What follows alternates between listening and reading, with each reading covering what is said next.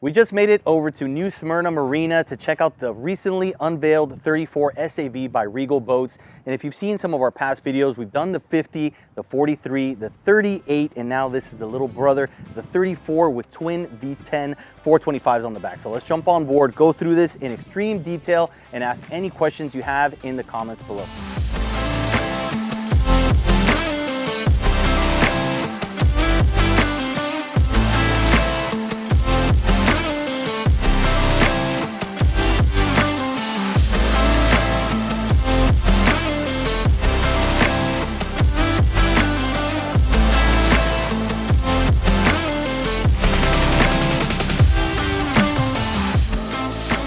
Hear how quiet these V10 425s are, and I can't wait to see what the performance looks like.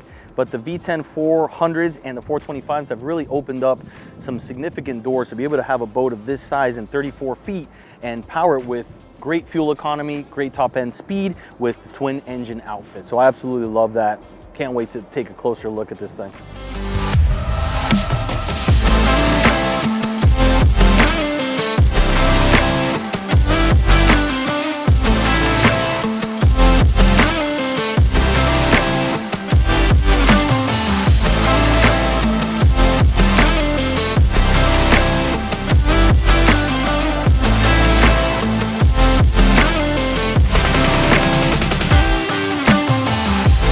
All right, Jeff, as we take this leisurely cruise out to our destination, figured we'd take a second to speak about the 34. What was the inspiration behind it, and kind of just, you know, touch on that a little bit on the way.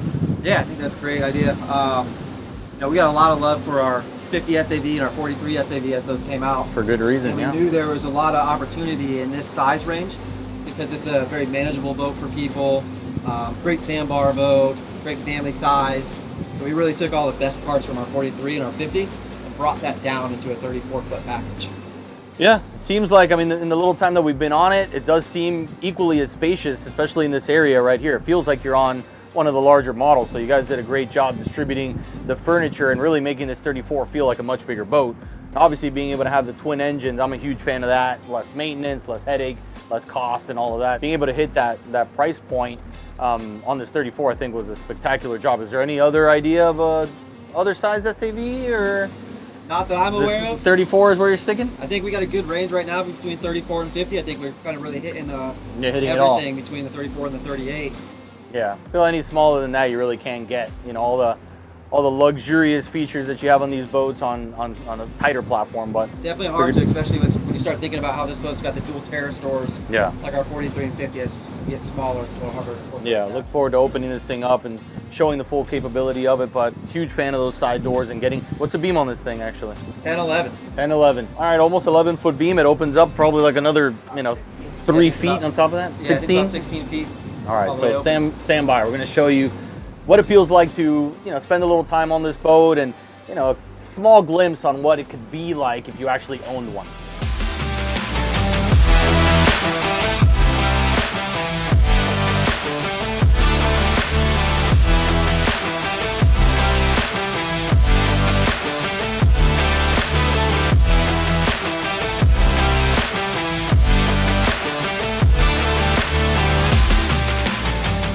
So this is a really cool spot. Chad, what is this called right here?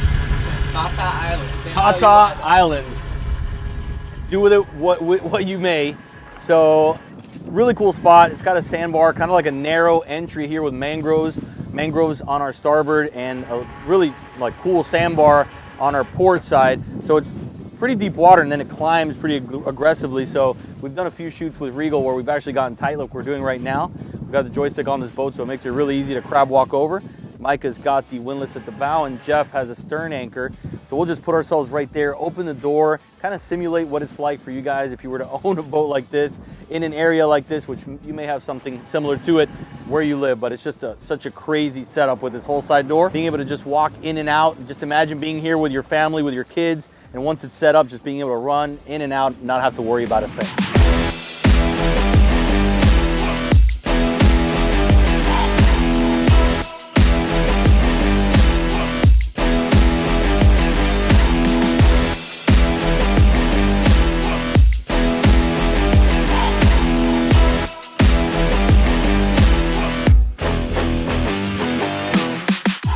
Now that we got ourselves situated at this beautiful sandbar, we're going to go ahead and walk through the boat, starting in the aft section all the way towards the bow. And I wanted to start with the engines. We have twin V10 425s, pushing this in the low 50-mile-an-hour range, and you'll do about 1 mile per gallon at like 36 miles an hour. So very respectable considering the size of this 34-footer. You have a large transom bracket area here and a little step up that pops out. It's actuated, push of a button inside of the boat if this right here is a little bit too much of a stretch for you, which it is a little bit right there. Obviously you can get up and down, but for your elderly, your children, that makes it incredibly easy to get in and out of the boat, and that's what this thing is all about. Very friendly for this sort of scenario, even though it's very respectable for the fishing world as well. And we've heard quite a few people have bought this boat for their family and for some fishing. You have the whole side doors that pop out. You have a starboard side hull door. And on the other side, which we'll get to in a minute, you have some different options, but there's only a hull door here on the starboard side. They do continue the lines as they have for the SAV line all the way across, and this window here is an option. So if you are doing more fishing or you feel like the boat hull might get more of a beating and you'd rather not have that in there, you can not choose that if you'd like. We wanted to continue at the bow because we really don't usually take this much time to analyze the exterior, but docking up here was very easy to do with the windlass at the bow. We had Micah up there, we had Chad at the helm, and we had Jeff on land actually with the transom anchor. So with the bow thruster and the joystick, this boat is maneuverable and incredibly easy to run by just about anybody, which is great. So it doesn't matter what kind of level of skill you have an option for you to be able to get yourself uptight into a scenario like this, even in windy and high current conditions like we're experiencing here right now. So this boat does have a 10-foot, 11-inch beam with the doors open, extends to 16. Check out the amount of interior space you have for entertaining on this 34-foot center console. It's much larger than what you probably even are seeing on video, and you have to jump on one to really see what I'm talking about. You have a retractable rear seat here with JL audio speakers underneath. So if you want to sit back and relax, this is a great place to do it. And you have a rear facing mezzanine seat with plenty of storage underneath that if you wanted to hang out with your friends or family. Otherwise, you close these doors. There's some storage behind this little glass window. This closes backwards. So as I always say, your Yorkie doesn't go flying out of the boat when you're running at high speeds. But when you want to open it up, you can really just make it an airy, inviting scenario when you're outdoors.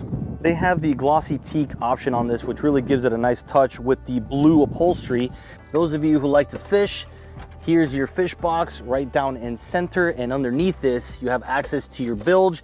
This whole panel comes up with actuators at a push of a button to be able to access all that. And if you were to have power issues, which is virtually impossible with the different fail safes that they have, you can jump this thing to be able to open this if you absolutely had to. Otherwise, on the port side, we have access to a ladder, which actually connects over on the port side transom, and this is an option as well. We'll show you with the door open. It's actually a little step situation to get in and out of the boat when the whole sides are up. This is exactly where that ladder goes into the transom. And another cool feature that we're utilizing today is the aft anchor locker, which is an option. So you can have a small anchor here like we're using to really be able to put yourself in the position you want to be at when you're hanging out at a sandbar like we're doing today. So as we open up this bilge section, it makes it easy to jump in here and troubleshoot anything you need. You have a standard Fisher Panda generator. You have an optional Seakeeper 2, water heaters, 6 batteries, and all the other mechanicals down here. And there is a backup if this were to fail for any reason for you to be able to open this thing, so don't worry about that.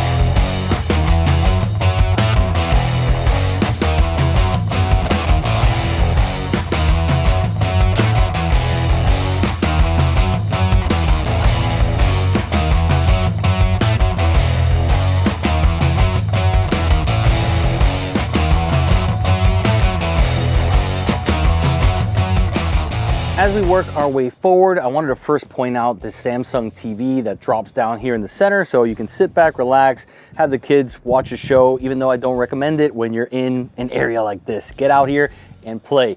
So we got JL audio speakers up top, rear facing. These are the ones that you're gonna hear out when you're on the water or on that sandbar. I also wanted to point out the shade up here in the hardtop. It's tucked in there, out of the way. So it's easy to deploy. You have the digital switching system on the MFD. So one touch of a button and it'll deploy this thing. And right now we have the sun setting over in the west. So we're getting that sun in the aft area. So right now it's perfect sitting in this section here to block yourself from that sunlight, be able to drop that temperature a few degrees, and have the kids and family more comfortable. You don't have to pull out different rods, different compartments, unfold the canvas. It's all wrapped up in this convenient little twirled up section and pulls out again at a push of a button. Super nice. As we walk forward, you're gonna see the Refreshment Island, one of my favorite spots in the entire boat. Whether you're fishing, hanging out with your family, this is probably where you'll find me.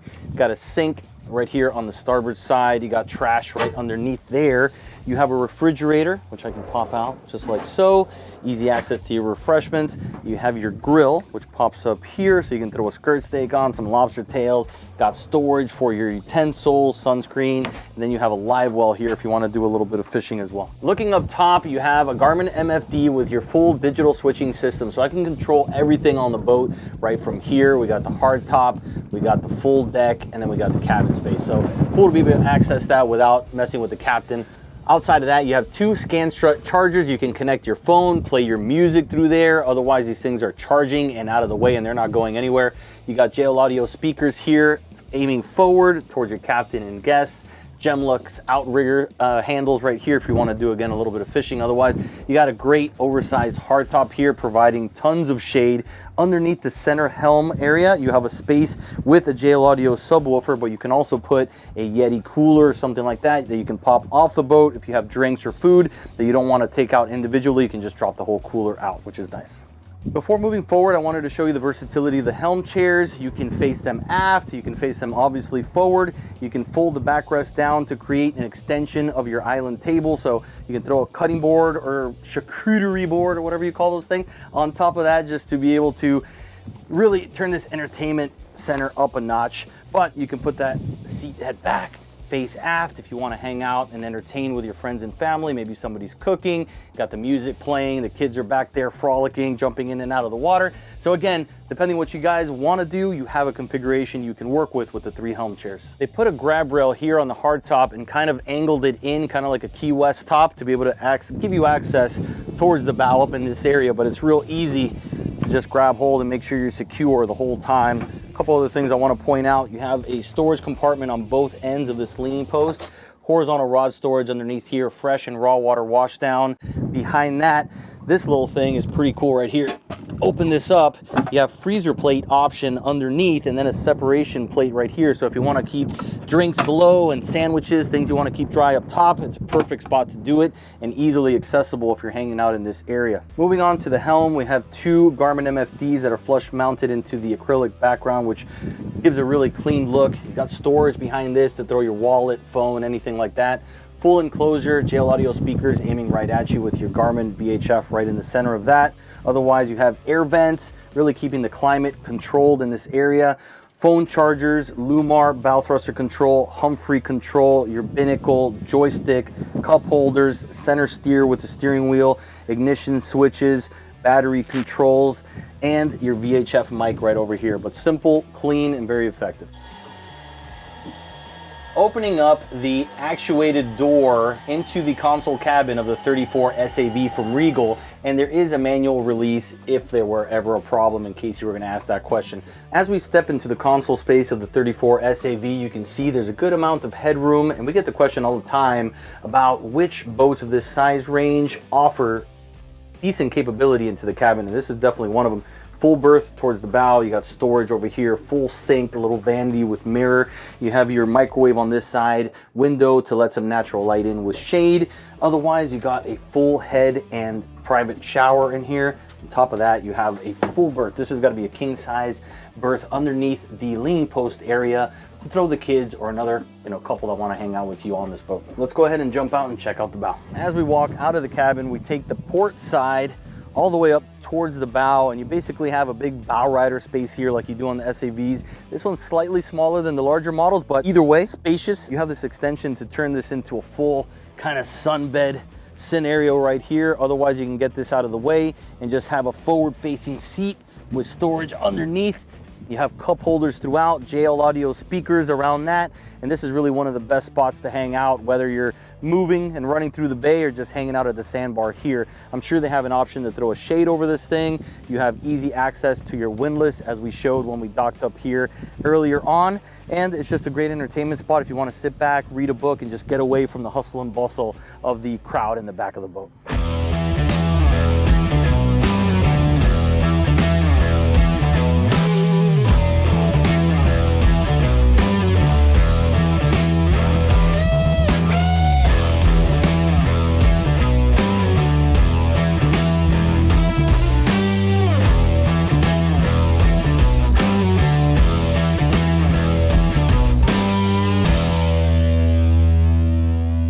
So there you have it. That is our entire run through on the brand new Regal Boats 34 SAV here with the team.